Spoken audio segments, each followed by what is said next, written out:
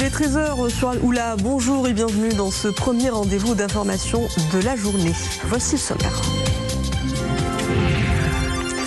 Nous célébrons aujourd'hui 8 mars la journée internationale des droits de la femme. Focus sur un outil d'autonomisation économique des femmes. Le numérique et l'immense potentiel qu'offrent ces plateformes au service de l'éducation et de l'autonomisation des femmes et des filles. Si les acquis réalisés sont légion, cependant des obstacles subsistent. Nous en parlerons avec une experte. Puis nous irons à Ifrane. Les cours d'eau de la province se préparent à la saison de la pêche à la truite. L'Agence nationale des eaux et forêts procède à des lâchers de jeunes poissons, un repeuplement nécessaire pour soutenir l'activité des pêcheurs. Exemple depuis l'oued de Tizgit. Enfin, viré à travers l'ancienne médina de Salé. Sur ses remparts majestueux se dévoile un riche passé maritime et militaire. Bab Mressa, Bab Khmis, des mémoires vivantes qui se dressent fièrement, gardiennes d'une histoire millénaire des anciennes dynasties.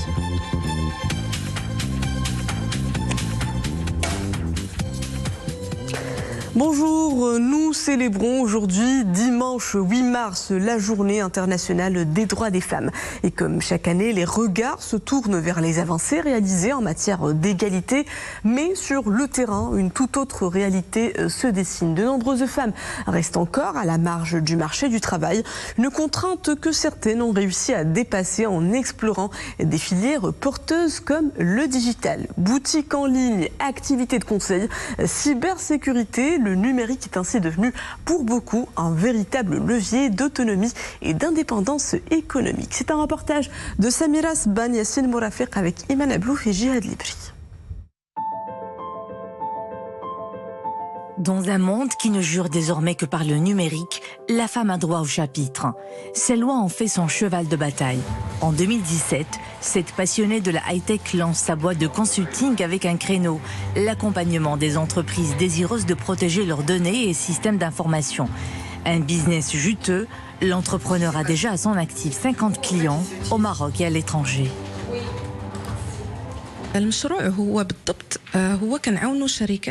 Mon business consiste à accompagner les entreprises petites ou grandes à sécuriser leurs données et technologies. Nous les aidons à minimiser ou éviter le risque de cyberattaque et à développer leur technologie en toute sécurité.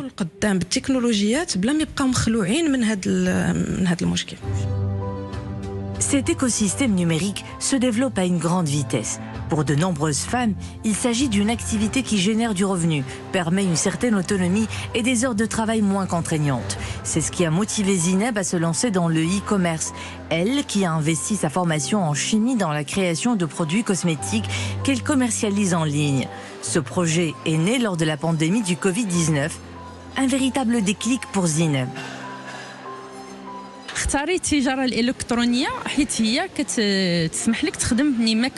J'ai opté pour le e-commerce car c'est une activité qui me permet de rester autonome.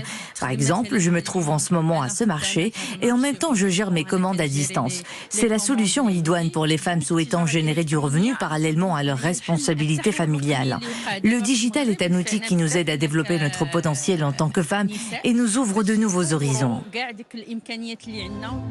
Mais dans le marché du travail, nous ne sommes pas tout à fait égaux. Seulement 40% de femmes partagent cet espace avec les hommes. Digital. Le marché du digital facilite beaucoup de choses pour nous les femmes. Généralement, les tâches qui sont liées au job numérique ne sont pas contraignantes physiquement et moins stressantes par rapport à d'autres métiers. Mais il s'oppose encore des problèmes comme celui de l'intégration dans le marché d'emploi.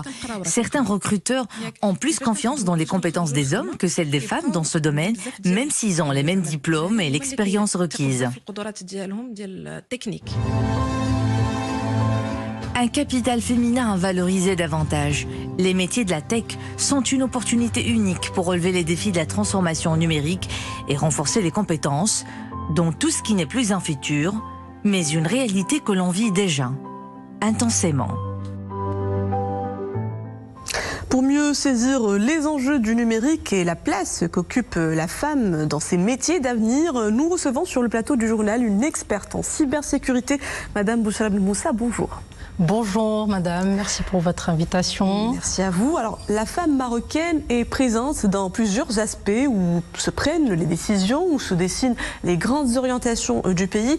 Qu'en est-il dans le domaine que vous incarnez, la cybersécurité ? Alors effectivement, déjà tout d'abord merci pour votre invitation et de mettre en lumière la femme marocaine dans ce monde de numérique et plus précisément dans le monde de la cybersécurité.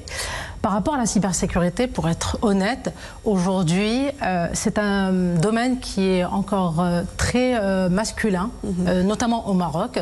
On a, par exemple, dès le démarrage de ma carrière en école d'ingénieur, on était à peu près une centaine de personnes et sur la centaine de personnes, il y avait seulement 4 femmes ingénieures et une spécialisée en cybersécurité.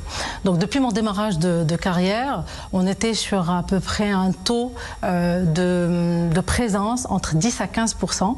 Aujourd'hui, les choses évolue, mais évolue lentement pour la femme de manière générale et la femme marocaine plus spécialement. Alors on accompagne, la femme prend des postes assez présents, que ce soit en matière de responsabilité en cybersécurité, de gestion des risques, de communication et de conformité, mais cela reste encore très minoritaire. Et donc c'est important de parler autour de ce domaine d'expertise qui est très important. Maintenant, par rapport à l'espace de décision, aujourd'hui, moi je vais parler par rapport à mon propre parcours. J'ai eu la chance de pouvoir faire des études en ingénierie, de travailler dans différents contextes clients, que ce soit à l'international en France pour des clients du CAC 40 ou aussi des clients au Maroc quand je suis rentrée dans mon pays en 2014 pour travailler dans différents secteurs, que ce soit l'industrie, la banque ou les administrations publiques. Mais aujourd'hui, il est certes important que l'espace de décision reste encore très minime pour la femme. Et il faut que toute femme prenne la place de décision, de participer à la construction de cet écosystème ici, et plus particulièrement l'écosystème de la cybersécurité. Vous parlez donc d'une évolution assez timide de la femme dans la sphère du numérique. Vous qui êtes experte en cybersécurité et gouvernance IT, vous accompagnez plusieurs entreprises dans leur transformation digitale sécurisée. Quel regard portez-vous sur cet enjeu majeur qu'est la cybersécurité et puis quel rôle de la femme dans ce domaine ? Effectivement. Alors aujourd'hui, la transformation digitale, c'est une super expérience formidable pour toutes les entreprises marocaines, puisque ça permet d'industrialiser leur métier, d'augmenter la productivité à travers le numérique. Mais une transformation digitale non sécurisée, c'est une transformation fragile, puisque il y a un revers du décor. Plus on se digitalise, plus on est exposé au risque de cybersécurité. Et ça, c'est un point important à prendre en considération. Maintenant, par rapport à nous, en tant qu'experts en cybersécurité, nous accompagnons plusieurs entreprises de différents secteurs pour construire, co-construire même avec eux, leur stratégie cyber qui va devoir accompagner leur métier. Puisque la cybersécurité n'est pas seulement un chantier technique, mais c'est une couche qui doit s'interfacer avec tout l'écosystème et fédérer autour de soi tous les dispositifs pour faire face aux risques cyber. Et ça, c'est un enjeu important. Un enjeu crucial donc pour le Maroc et pour le reste du monde, la cybersécurité. Quels sont les défis actuellement pour le Maroc, pour notre pays et quelles perspectives surtout pour la contribution féminine dans ce domaine ? Alors déjà, avant de parler de défis, on va parler un petit peu chiffres. Rien qu'en 2025, le Maroc, par exemple, a été exposé à plusieurs millions de cyberattaques, des cyberattaques d'envergure internationale. Et aujourd'hui, le Maroc fait partie du top 3 des pays africains qui sont la cible de cyberattaques. Donc dans ce contexte-là, il est important pour tout un chacun de prendre en compte certains défis majeurs à relever. Alors je ne vais pas citer plusieurs défis, mais je vais en citer 3. Le premier défi, déjà, c'est de former un bon vivier d'ingénieurs en matière de cybersécurité. Nous intervenons d'ailleurs moi-même à des panels, des tables rondes dans des universités, des écoles d'ingénieurs au niveau du Maroc pour encourager la jeunesse marocaine à se lancer encore plus dans la formation en termes de cybersécurité et plus particulièrement la femme marocaine. Donc ça c'est le premier point. Le deuxième défi, c'est le défi par rapport à nos PME, donc nos entreprises de taille moyenne. Aujourd'hui, le fait qu'elles ne se sentent pas concernées par cet enjeu de cybersécurité, elles ne mettent pas en place les dispositifs nécessaires et aujourd'hui, cela fait que malheureusement, pour certaines PME, elles sont tout simplement exposées à des cyberattaques, elles les vivent. Moi-même, j'ai pu accompagner des clients dans ce type de situation et malheureusement, il est très tard. Par exemple, on peut avoir des cyberattaques type ransomware, c'est-à-dire un chiffrement des données, les données d'entreprise, et donc les entreprises type PME, elles sont mises à genoux et peuvent carrément perdre leur activité contre un paiement de rançon qui peuvent aller jusqu'à plusieurs millions de dirhams. Et malheureusement, c'est malheureux parce que tout simplement, elles n'ont pas pris conscience de cet enjeu majeur. Alors le troisième défi, c'est maintenant avec l'avènement de l'IA. Avec l'IA, on a de plus en plus d'attaques cyber très sophistiquées. On peut se faire passer pour le banquier, pour tout simplement une usurpation d'identité d'un chef d'entreprise qui va vous demander de réaliser des actions sensibles alors que ce n'est pas la bonne personne. Donc avec l'IA, tout est maintenant beaucoup plus rapide, beaucoup plus impactant.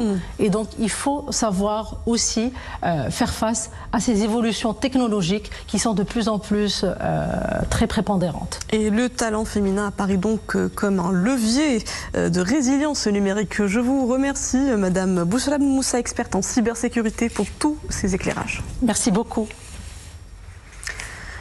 Autre titre à la une, la guerre au Moyen-Orient. Ce matin, les travaux du Conseil de la Ligue arabe au niveau ministériel se sont tenus par visioconférence. Une réunion consacrée aux agressions iraniennes sur les États arabes à laquelle a pris part le ministre des Affaires étrangères, de la coopération africaine et des Marocains résidant à l'étranger. Dans une allocution à l'ouverture, le secrétaire général de la Ligue arabe, Ahmed Aboulreit, a affirmé que lors de cette réunion, les États arabes lancent un message clair à tous. Les Arabes parlent d'une seule voix et condamnent toute agression sur les États arabes et toute atteinte à leur souveraineté ou menace à la sécurité de leur territoire. Il s'agit d'attaques qui transgressent le droit international, des attaques qualifiées de dangereuses en ciblant les civils. Ahmed Aboulreit a ainsi appelé à l'arrêt immédiat des attaques iraniennes et a opté pour le dialogue et l'approche diplomatique pour mettre fin à cette escalade dans la région. La guerre au Moyen-Orient qui continue donc de dominer l'actualité internationale. Au 8e jour des violences, de nouvelles explosions ont retenti sur Téhéran. 4 dépôts pétroliers ont été frappés par les États-Unis et Israël. 4 morts ont été rapportés. Il s'agit de la première attaque contre des infrastructures pétrolières iraniennes. Alors que Téhéran se dit prête à au moins 6 mois de guerre avec plus de 200 cibles américaines et israéliennes attaquées dans la région depuis le début du conflit. La guerre au Moyen-Orient a aussi donné lieu à de nouvelles attaques aériennes dans le Golfe, en particulier le Koweït, toujours visé ce matin, l'Arabie Saoudite et les Émirats Arabes Unis. Au Bahreïn, une station de dessalement d'eau de mer a été endommagée aujourd'hui par une attaque de drone iranien. L'embrasement s'étend jusqu'au Liban. Une frappe israélienne a visé un hôtel du front de mer en plein centre de Beyrouth, faisant au moins 4 morts et 10 blessés. L'armée israélienne a affirmé avoir mené une frappe précise contre des commandants clés du corps du Liban, de la force Quds, du corps des gardiens de la révolution iranienne à Beyrouth. Et selon le ministère de la Santé libanais, 11 11 personnes ont été tuées et 5 autres blessées dans une série de raids nocturnes menés par l'armée israélienne sur plusieurs localités sud du pays. Retour au Maroc et cap sur la province d'Ifrane où l'heure est au lâcher d'Alvin. Une opération d'empoisonnement nécessaire pour préparer la saison de la pêche à la truite. À la station piscicole Ras Elma, les rivières et oued sont repeuplées de ce jeune poisson endémique. Et c'est l'une des missions de l'Agence nationale des eaux et forêts. Exemple depuis l'oued de Tisgit dans ce reportage signé Ahmed El Fadeli, Zakaria Moukimila. La station de pisciculture de Ras Elma à Ifrane, un vivier fertile de développement des salmonidés relevant du Centre national d'hydrobiologie et de pisciculture. Ces jours-ci, une agitation particulière anime les lieux, en préparation de l'ouverture de la saison de pêche. Ici sont menées les opérations de reproduction, d'éclosion et d'élevage de poissons, avant leur déversement dans les différents cours d'eau. La période de reproduction pour la truite commence à la mi-novembre et dure jusqu'à la fin février. La station produit annuellement 2 millions de poissons. Les 2 tiers sont destinés à la pêche. Un tiers reste dans la station pour la multiplication. Le lancement de la saison sportive est un rendez-vous important pour les amateurs et professionnels de la pêche. Cette année, la station de pisciculture de Ras Elma a procédé au déversement d'alevins de brochet au niveau de l'oued Tisgit dans le Val d'Ifrane, depuis la source jusqu'au plateau et cascade où les pratiquants ont l'habitude de s'adonner à leur passion. Un hobby qui attire de plus en plus d'adeptes.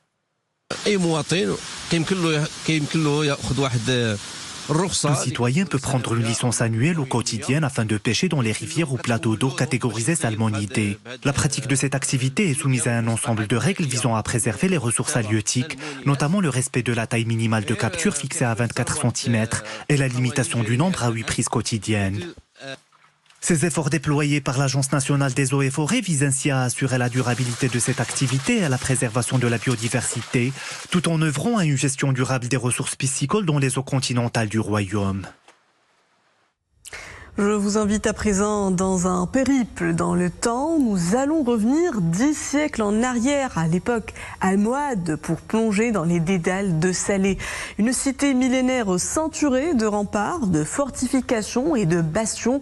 2,5 km de monuments classés historiques depuis 1914. Ces murailles défensives et ces portes monumentales respirent encore le génie de leurs bâtisseurs. C'est un reportage de Mourad Khaïta, Omar Aïtaïssa, Jihad Libri, le récit est de Maria Ouad. Regardez. Construite sous l'ère mérénide, Beb el Mrissa, chef-d'œuvre architectural, est aujourd'hui encore l'un des emblèmes historiques de la ville de Salé. Édifiée au XIIIe siècle, cette porte monumentale servait autrefois de bastion pour défendre l'accès à la Médina et au fleuve Bourg-et-Grec. Car à l'époque, les galères marchandes, les bateaux de pêche et les navires passaient sous cette imposante voûte de pierre. Aujourd'hui encore, elle s'élève comme un témoin silencieux, mais non moins majestueux, du passé maritime et commercial de la cité corsaire. Cette majestueuse porte fut édifiée en 1260 par le sultan Abou Youssef Ya'qoub et elle servait de fortification pour protéger le port de la ville et ses habitants, notamment grâce à un chenal construit pour l'occasion. Ce chenal permettait le passage des navires du fleuve Bourg-et-Grec à l'océan Atlantique.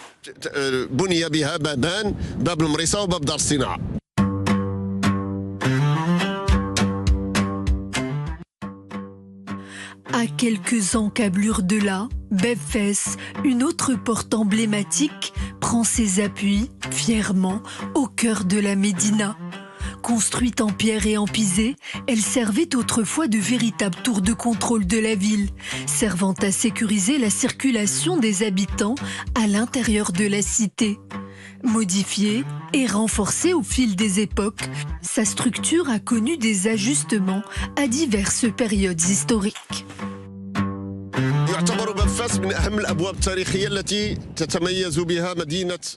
Une autre porte emblématique de Salé servait elle aussi de bastion contre l'ennemi. Bab Fès fut construite à l'époque almoravide, mais elle a été restaurée à plusieurs reprises au cours de l'histoire. La face interne du bâtiment date de l'époque almohade et la face externe sous la dynastie alaouite. Cet édifice apparaît comme un trait d'union servant à relier entre elles toutes les portes de la Médina.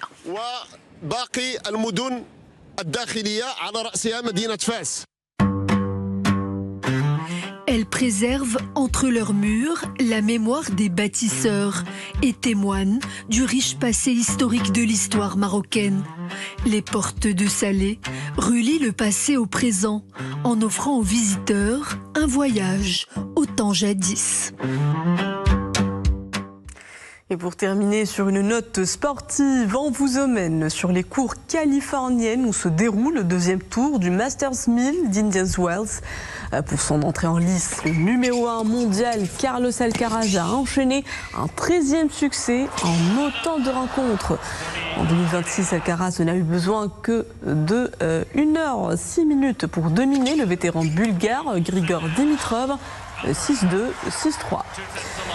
Déjà vainqueur de l'Open d'Australie et de l'ATP 500 de Doha, Alcaraz est toujours invaincu en 2026 avant de défier Arthur Rinderknecht lundi au 3e tour. Autre étoile du circuit, Novak Djokovic a captivé les fans lui aussi par sa performance remarquable face au Polonais Kamil Majchrzak. Le Serbe a eu besoin de 3-7 pour s'imposer 6-2, 6-1, 4-6. Il affrontera demain au tour suivant l'Américain Alexander Kovacevic. Et voilà tout pour ce journal. Merci à vous de l'avoir suivi. Retrouvez tout de suite votre journal en espagnol. Et c'est en compagnie de Nedal Bouhmela.